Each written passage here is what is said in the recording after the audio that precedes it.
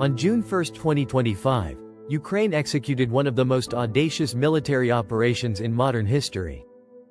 Codenamed Operation Spiderweb, this meticulously planned assault targeted 5 Russian airbases deep within Russian territory, resulting in the destruction or damage of over 40 military aircraft, including strategic bombers and surveillance planes. The operation was the brainchild of Ukraine's Security Service, SBU, taking over 18 months to plan and execute.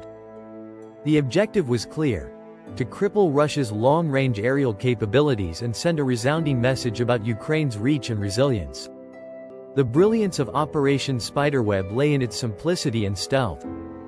Ukrainian operatives ingeniously concealed explosive-laden drones within the roofs of wooden sheds, which were then transported on trucks to the perimeters of targeted Russian airbases.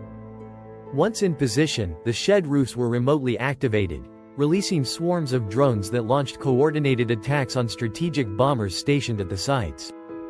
The operation targeted 5 key Russian airbases: Belaya in Irkutsk Oblast, Dyagilevo in Ryazan Oblast, Ivanovo-Severny in Ivanovo Oblast, Olenya in Murmansk Oblast, and Ukrainka in Amur Oblast.